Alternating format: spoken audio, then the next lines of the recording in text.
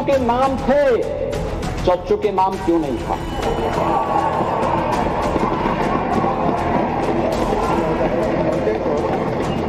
खामोश बैठे इसी गम में, महफिल लूट ले गया कोई, जबकि सजाई हमने। यूपी में पीएम मोदी का अश्वमेध रथ रोकने चले अखिलेश यादव की साइकिल का पहिया अपने ही गांव सैफई में अटकता दिख रहा है। विरोधियों के मुकाबले और इंडी गठबंधन के सहयोगी कांग्रेस के साथ सीट बंटवारे की चुनौती से पहले अब परिवार का पेच सुलझाना बड़ा टास्क बन गया है। कल तक माना जा रहा था कि चाचा भतीजे के बीच इस चुनाव में ऑल इज वेल है, लेकिन समाजवादी पार्टी ने मंगलवार को जैसे ही 5 उम्मीदवारों वाली अपनी तीसरी लिस्ट जारी की तो ये साफ हो गया कि चाचा शिवपाल खुश तो कतई नहीं थे।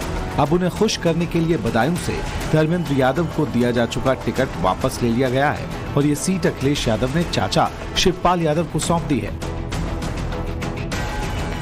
शिवपाल को बदायूं से उतारने को लेकर पर्दे के पीछे क्या क्या हुआ, इस पर पार्टी और परिवार खामोश है, लेकिन इस खामोशी के पीछे बड़ा खेल होने की चर्चाएं तेज हैं। शिवपाल यादव ने खुलकर कुछ भी नहीं कहा था, लेकिन बदायूं से धर्मेंद्र यादव का टिकट काटकर शिवपाल को मैदान में उतारने से साफ है कि समाजवादी परिवार में सब कुछ ठीक नहीं चल रहा। दावे भले ही आंख मूंद कर अखिलेश का साथ देने के थे, लेकिन शिवपाल परिवार के दिल में शायद खलिस भी कायम थी। बहुत बड़ा जनाधार है जो समाजवादी पार्टी का सहयोग करता है और निजी तौर पे भी जो रिश्ते नेताजी ने या आदरणीय शिवपाल सिंह यादव जी ने या अखिलेश यादव जी ने जो बनाए हैं, उसी का फायदा मैं समझता हूं पार्टी को मिलता है। और समय समय पे जब चुनाव हुए हैं तो चुनाव के जो परिणाम रहते हैं, मैं पूरा श्रेय उसका जो समाजवादी पार्टी का संगठन है उसको देता हूं, क्योंकि जब चुनाव होता है तो चुनाव में प्रत्याशी कोई भी हो सकता है, चुनाव लड़ाता संगठन है और संगठन ही जिताता है। दरअसल शिवपाल यादव ने विधानसभा चुनाव में अखिलेश को पूरी छूट दी थी। उन्होंने वही किया जो भतीजे अखिलेश ने कहा, लेकिन नतीजा ढाक के 3 पात की तरह रहा। अखिलेश के सभाओं में खूब भीड़ उमड़ी, लेकिन 2022 के विधानसभा चुनाव में समाजवादी पार्टी जीत से दूर रही और सीएम योगी दोबारा सत्ता में वापस आ गए। भले ही अखिलेश यादव सीएम योगी के निशाने पर रहते हों, लेकिन शिवपाल यादव के लिए तंज नहीं, नसीहतों का इस्तेमाल होता है। जुबानी हमले नहीं बल्कि तारीफें की जाती हैं। बीजेपी की तरफ से ये संकेत अखिलेश यादव को हमेशा ये एहसास कराते रहते हैं कि अगर चाचा नाराज हुए तो फिर उन्हें बीजेपी हाथों हाथ लपकने में देर नहीं करेगी। इसीलिए अखिलेश कांग्रेस को लेकर भले ही सख्त दिख रहे हों, लेकिन चाचा के मामले में चचेरे भाई धर्मेंद्र का टिकट तक वापस ले लेने में अखिलेश को जरा भी संकोच नहीं हुआ। उनके पीडीए में और लोग हैं, लेकिन चच्चू नहीं है। वो बेचारे हमेशा ठगे जाते हैं। ऐसे कब तक ये न्याय होगा पता नहीं। महाभारत क्यों एक बार पढ़िए महाभारत। हाँ एकदम। आखिर परिवार के 3 सदस्यों के नाम थे, चच्चू के नाम क्यों नहीं था?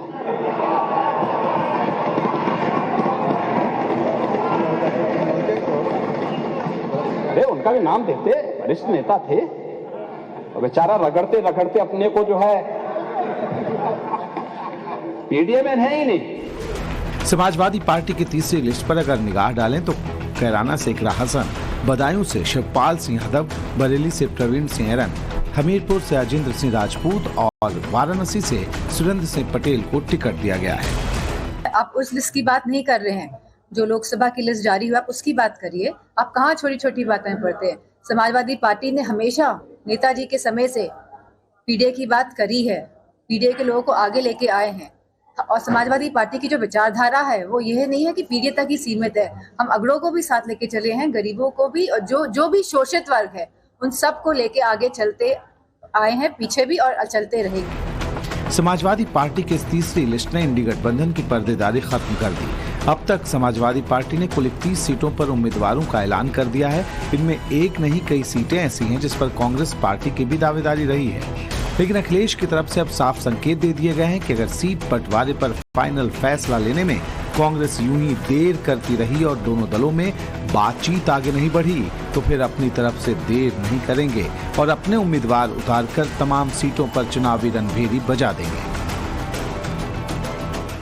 सूत्रों की माने तो सोमवार की देर रात समाजवादी पार्टी और कांग्रेस के नेताओं के बीच सीट बंटवारे पर बातचीत चलती रही, लेकिन फाइनल फैसला हुआ नहीं। नतीजा ये हुआ कि अखिलेश यादव रायबरेली में राहुल गांधी की न्याय यात्रा में शामिल नहीं हुए। अखिलेश ने पहले ही कह दिया था कि सीट बंटवारा हो जाएगा तो वे यात्रा में शामिल होंगे। अभी बातचीत चल रही है, कई दौर में बातचीत हो चुकी है, कई सूचियां उधर से आई, सूची इधर से भी गई। जिस समय सीटों का बंटवारा हो जाएगा, समाजवादी पार्टी उनकी न्याय यात्रा में शामिल हो जाएगी। अखिलेश के लिए चुनाव किसी धर्म संकट से कम नहीं है। समाजवादी पार्टी के मुखिया को लग रहा था कि इंडी गठबंधन में उन्हें यूपी में बड़े दल के रूप में कबूल किया जाएगा। कांग्रेस उन्हें गठबंधन में यहाँ की जमीन पर बड़े भाई की तरह मानेगी, यानी वो गठबंधन को यहाँ लीड करेंगे। यूपी में समाजवादी पार्टी को ज्यादा सीटें मिलेगी और सीट बंटवारे में कांग्रेस को एसपी की शर्तों पर ही टिकट दिए जाएंगे, लेकिन ऐसी कोई सूरत अब तक बन नहीं पाई है। अखिलेश यादव ने सबसे आखिरी प्रस्ताव के तौर पर कांग्रेस को 17 सीटें ऑफर कर रखी हैं, लेकिन कांग्रेस कहते हैं 20 से कम के लिए तैयार नहीं है। नतीजा पेच फंस गया है और ये सुलझता नहीं दिख रहा। मैं तो मैनपुरी में हूँ क्योंकि ये क्षेत्र मेरा है और मुझे नहीं पता कि क्या डिसीजन हो रहा है लखनऊ में। हर बीते दिन के साथ चुनावी घंटी तेज हो रही है, इसलिए अखिलेश अपने मजबूत असर वाली सीटों पर कोई जोखिम नहीं लेना चाहते। 2014 से समाजवादी पार्टी यूपी में लगातार हारती ही आ रही है। सिलसिला 2017 से 2019 फिर 2022 तक पहुंच गया। बीच में रामपुर और आजमगढ़ लोकसभा उपचुनाव में भी हार हुई। अब तो चुनौती पहले से भी बढ़ी हुई है। वजह है अयोध्या में भव्य राम मंदिर में रामलला की प्राण प्रतिष्ठा। ऐसे में बीजेपी को राम लहर में रोकना अखिलेश के लिए और भी मुश्किल हो गया है। 22 जनवरी 2024 को मनोहरी रामलला के स्वरूप में प्राण भूलकर प्राण प्रतिष्ठा करने का काम भी मोदी जी ने, और दक्षिण से लेकर उत्तर तक और पूर्व से लेकर पश्चिम तक और दुनिया भर में करोड़ों आस्थावान सम्मान के साथ ये दृश्य देखकर आंख में आंसुओं के साथ भाव विभोर होते हुए मैंने भी देखा है। मित्रों, करोड़ों लोगों ने जिसके लिए हमेशा संकल्प लिया, लाखों लोगों ने बलिदान दिया, वो 525 साल की लड़ाई का अंत नरेंद्र मोदी जी के शासन में हुआ और देश को पुनः। अखिलेश के लिए नया संकट सहयोगियों के साथ छोड़ने के रूप में सामने आया है। एक के बाद एक सहयोगी साथ छोड़ गए। पहले जयंत चौधरी ने मुंह मोड़ा, फिर स्वामी प्रसाद मौर्य ने पार्टी से तौबा कर ली और अब कांग्रेस के साथ सीट बंटवारे की बातचीत भी पटरी पर नहीं। यही वजह है कि अखिलेश परिवार को इस बीच में नाराज नहीं करना चाहते। पॉलिटिक्स ऑफ परफॉर्मेंस को एस्टैब्लिश किया, जो देश के लिए काम करेगा वही देश में राज करेगा, इस सूत्र को उन्होंने प्रस्थापित करने का काम किया। जातिवाद, तुष्टीकरण, परिवारवाद और भ्रष्टाचार के पैसों से चुनाव लड़ने वाले आज मजबूर हो गए हैं, अकेले मोदी जी को हरा नहीं सकते। ऐसे मंच पर मनमेल न होने के बावजूद लाइन में बैठकर इंडी अलायंस का नाम देकर फोटो अपॉर्चुनिटी कर रहे हैं। शिवपाल यादव को धर्मेंद्र यादव का टिकट वापस लेकर शिवपाल यादव को देना इसी रणनीति का एक हिस्सा दिख रहा है।